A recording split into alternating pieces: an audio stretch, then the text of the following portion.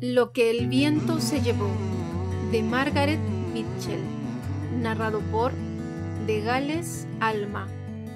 Tercera parte, capítulo 22. Jamás en la vida habría otra tarde tan larga como aquella, ni tan calurosa, ni tan llena de pegajosas moscas.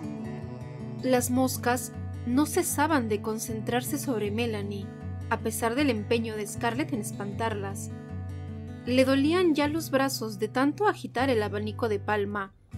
Todos sus esfuerzos resultaban vanos, porque apenas expulsaba los insectos del húmedo rostro de Melanie, se trasladaban a sus sudorosos pies y piernas y le arrancaban este débil quejido.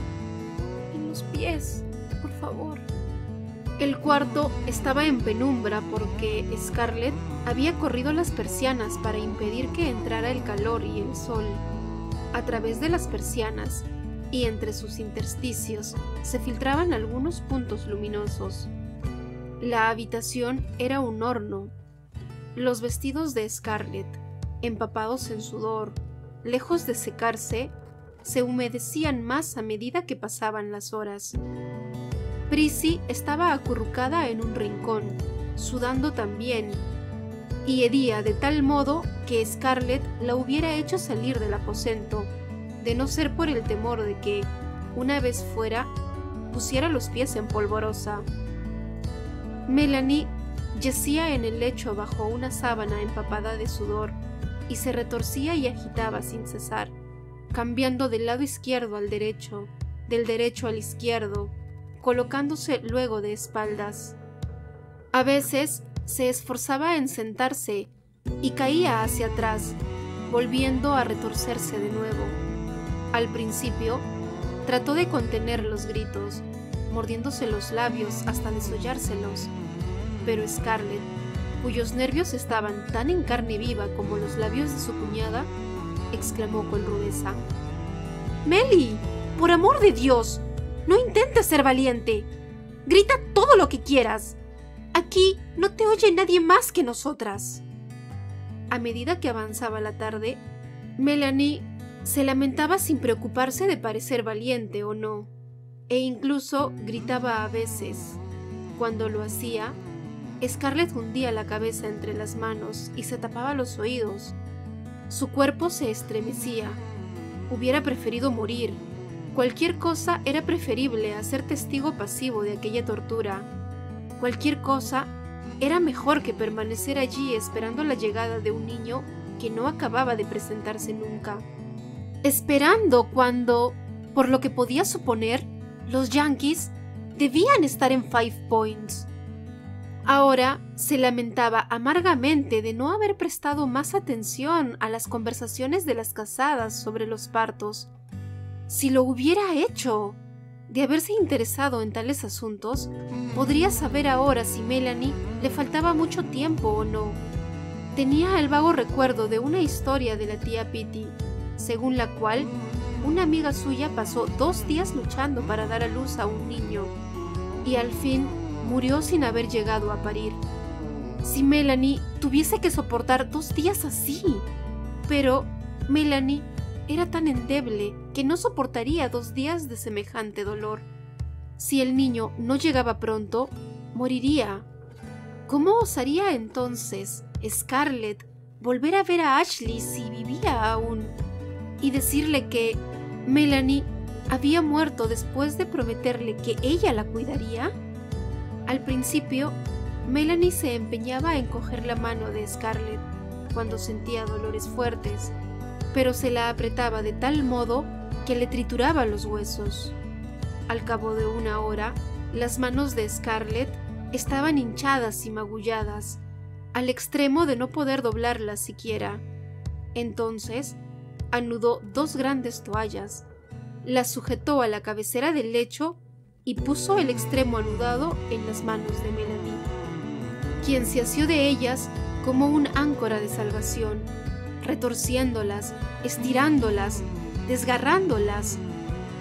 Durante toda la tarde, su voz sonó como la de un animal moribundo preso en una trampa. A veces soltaba las toallas, se frotaba las manos débilmente y miraba a Scarlett con los ojos agrandados por el dolor. «Háblame, dime algo», cuchicheaba. Y Scarlett debía hablar sobre cualquier cosa hasta que Melanie hacía de nuevo el nudo y comenzaba a retorcerlo. En el oscuro cuarto, lleno de angustia, calor y moscas insistentes, el tiempo transcurría con tal lentitud que Scarlett apenas podía recordar la mañana. Le parecía que llevaba en aquel sitio oscuro, sudoroso, vahoso, toda su vida. Cada vez que Melanie gritaba, sentía deseos de imitarla, y solo mordiéndose los labios podía evitar sufrir verdaderos accesos de histeria. Una vez, Wade subió la escalera de puntillas y se detuvo en el umbral sollozando. «Wade tiene hambre». Scarlett se dirigía hacia él, pero Melanie murmuró: «No te vayas, te lo ruego. Mientras estás aquí, puedo soportarlo». De modo que Scarlett encargó a Prissy que recalentase la papilla del desayuno y se la diese al niño. En cuanto a sí misma, le parecía imposible volver nunca a comer después de aquella tarde. El reloj de la chimenea se paró, y Scarlett perdió toda posibilidad de saber la hora. Cuando disminuyó el calor en la habitación y los puntos luminosos que se filtraban por las persianas fueron menos brillantes, las apartó un tanto. Observó con gran sorpresa que estaba muy adelantada la tarde y que el sol, que parecía una bola carmesí, se hallaba muy bajo en el cielo. Había llegado a creer que aquella tarde ardorosa duraría eternamente. Se preguntaba con ansiedad qué habría sucedido en el centro de Atlanta. ¿Habían partido todas las tropas? ¿Habrían llegado los yanquis? ¿Evacuarían la ciudad los confederados sin intentar más pelea? Entonces recordó, sintiendo un sobresalto en el pecho, los pocos confederados que allí había y los muchos y bien alimentados hombres que disponía Sherman. ¡Sherman! El nombre del propio demonio no la hubiera asustado tanto, pero no había tiempo para pensar en ello ahora, porque Melanie pedía agua, solicitaba una toalla fría para la cabeza, quería que la abanicase y que le espantase las moscas. Al llegar el crepúsculo, Prissy, deslizándose como un minúsculo fantasma negro, le llevó una lámpara encendida. Melanie se sintió más débil. Comenzó a llamar insistentemente a Ashley, como en delirio, hasta que aquella abominable monotonía despertó en Scarlett el deseo de ahogar su voz con una almohada. ¿Acaso llegase el médico, al fin? ¡Si viniera pronto! La esperanza renació en su corazón. Se encaró a Prissy y le ordenó que fuese a casa del doctor a ver si estaba él o su mujer. Si no está él, pregunta a la señora Maid o a Betsy lo que tenemos que hacer y pídeles que te acompañen. Prissy salió con gran estrépito y Scarlett la miró correr por la calle con una velocidad de la que no la hubiera creído capaz. Tras un prolongado rato, Prissy volvió sola. «El doctor no ha ido a casa en todo el día. ¿Es posible que se haya marchado con los heridos, señora Scarlett? El señorito Phil ya no existe». «¿Ha muerto?» «Sí, señora», repuso Prissy, esponjándose por la importancia que le daban las noticias que traía. «Me lo ha dicho Talbot, el cochero. El tiro no me importa nada. No he visto a la señora Maid.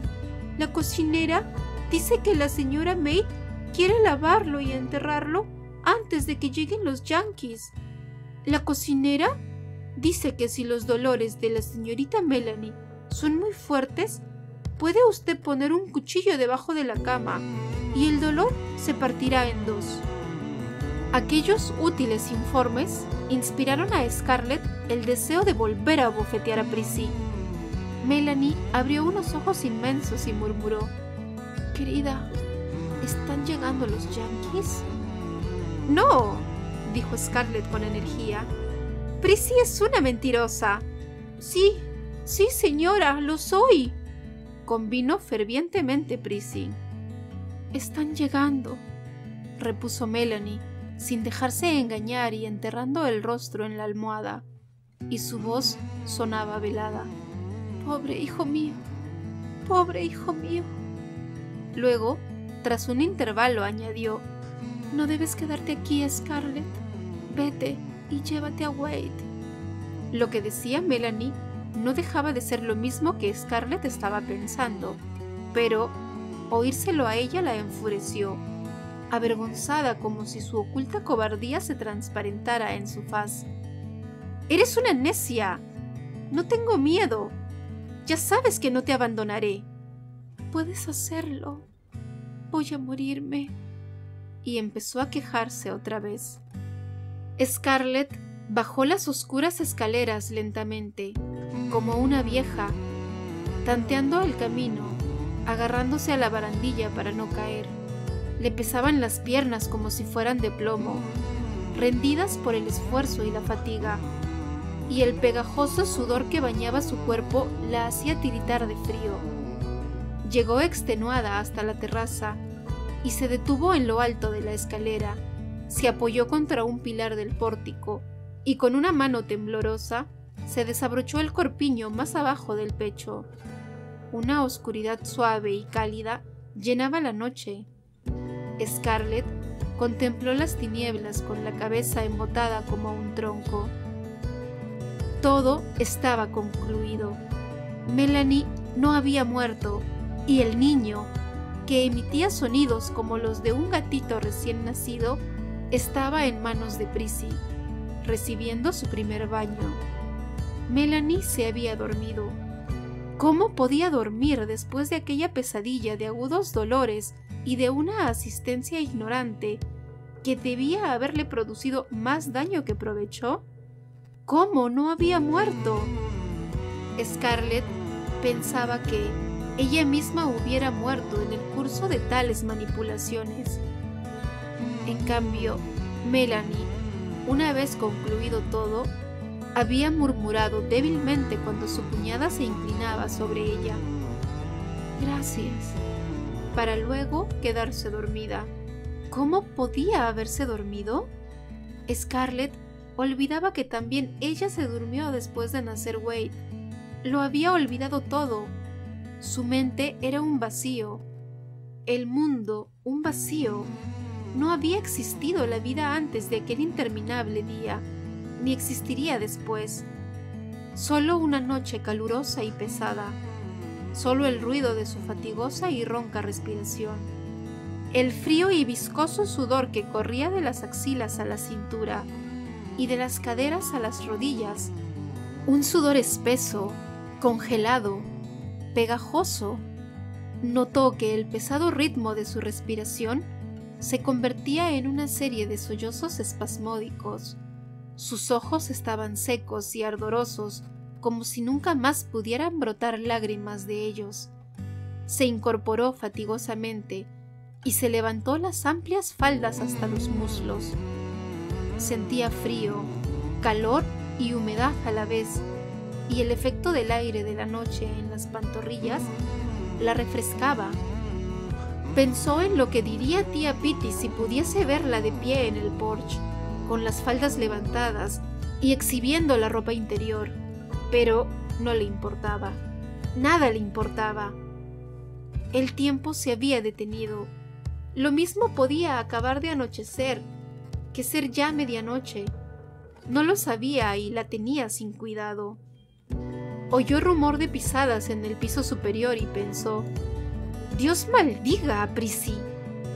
Antes de que sus ojos se cerrasen, tras un intervalo de inconsciencia, encontró a Prissy a su lado, charlando complacida.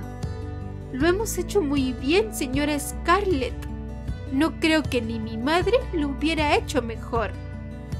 En la sombra, Scarlett la miró, demasiado fatigada para insultarla, demasiado fatigada para reprenderla o para enumerar las ofensas que Prissy le hiciera.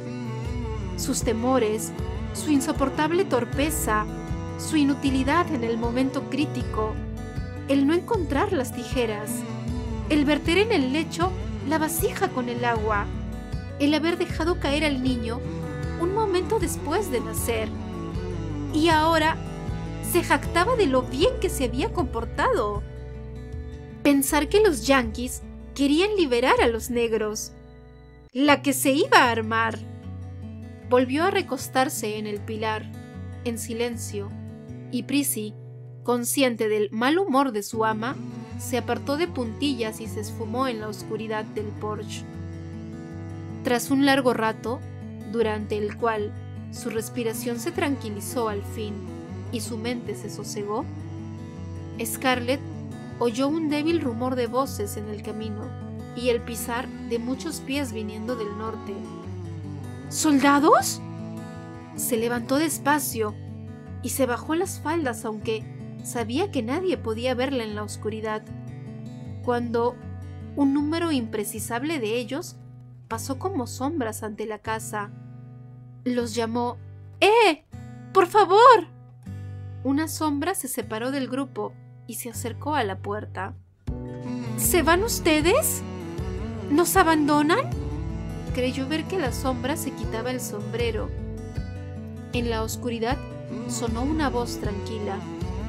Sí, señora, así es. Somos los últimos hombres que quedaban en los parapetos, 1,5 kilómetros al norte de aquí. ¿Ustedes? ¿Es verdad que el ejército se retira? Sí, señora. Los yanquis están llegando, ¿comprende? Es lo que ocurre. Los yanquis llegaban. Lo había olvidado. Se le obstruyó súbitamente la garganta y no pudo pronunciar otra palabra más. La sombra se alejó mezclándose con las demás, y de nuevo los pies sonaron en la oscuridad. ¡Los yanquis llegan! ¡Los yanquis llegan! Tal era el ritmo que parecían marcar las pisadas, el mismo que el súbitamente inquieto corazón de Scarlett parecía rimar a cada latido. ¡Los yanquis llegan! ¡Están llegando los yanquis!, gritó Prissy, encogiéndose al lado de Scarlett. ¡Nos van a matar a todos, señorita! ¡Nos van a clavar las bayonetas en el vientre! ¡Nos... ¡Oh, cállate! Ya era bastante tremendo pensar aquellas cosas para oírlas. Además, proferidas por labios temblorosos, un renovado temor la invadió. ¿Qué le cabía hacer? ¿Cómo podía escapar? ¿Dónde podía encontrar ayuda? Todos los amigos le habían fallado. Pensó de pronto en Red Butler, y una repentina calma ahuyentó sus temores. ¿Cómo no había pensado en él aquella mañana mientras andaba de un lado a otro en tan gran desconsuelo? Cierto que lo detestaba, pero Red era fuerte y resuelto, y no temía a los yanquis. Y aún estaba en la ciudad. Cierto que ella se había indignado con él, y que él le había dicho cosas imperdonables la última vez que se vieron, pero bien podían olvidarse semejantes cosas en un momento así. Además, él tenía coche y caballo. ¿Por qué no había pensado antes en él? Podía llevarlos a todos ellos lejos de aquel lugar maldito, lejos de los yanquis, a otra parte, a cualquier parte. Se volvió hacia Prissy y le habló con febril premura. ¿Sabes dónde vive el capitán Butler? En el Hotel Atlanta. Sí, señora, pero... Vete allí, tan deprisa como puedas, y dile que lo necesito. Deseo que venga enseguida, trayendo su coche y su caballo, o una ambulancia si la encuentran. Dile lo del niño, y dile que quiero que nos saque de aquí. ¡Vamos, deprisa! Se incorporó y dio un empujón a Prissy para estimularla. «Dios mío, señora Scarlett, me asusta salir sola con esta oscuridad. ¿Y si me cogen los yanquis?» «Si te das prisa, alcanzarás a esos soldados y ellos no dejarán que los yanquis te cojan. ¡Rápido!». «Tengo miedo. ¿Y si el capitán Butler no está en el hotel?». «¿Preguntas dónde está? ¿Es que no tienes sentido común? Si no lo encuentras en el hotel, vete al bar de la calle de Catur y pregunta por él. Y si no, a casa de Bell Whiteling. Búscalo. ¿No ves que si no te das prisa, llegarán los yanquis y nos cogerán a todos, imbécil? ¡Date prisa! Mamá me pegará con un buen tronco de algodonero si sabe que he ido a un bar o a una casa mala». Scarlett se levantó con brusquedad. «Y yo te desollaré si no vas. Te puedes quedar en la calle y llamarlo a gritos, ¿no? O preguntar a alguien si está dentro. ¡Largo!». Y viendo que Prissy agitaba los pies y gruñía, Scarlett le dio de nuevo un empujón que casi la derribó de cabeza por las escaleras. «Vete o te vendo, y no vuelves a ver a tu madre ni a ninguno de los que conoces. Y te venderé para trabajar en el campo, además. ¡Deprisa!». «Dios mío, señora». Pero, bajo la enérgica presión de la mano de su dueña, acabó descendiendo los escalones. Crujió la cancela. Scarlett gritó: «¡Corre, estúpida!». Oyó que iniciaba un trote, cuyo ruido se amortiguó luego en el suelo blando.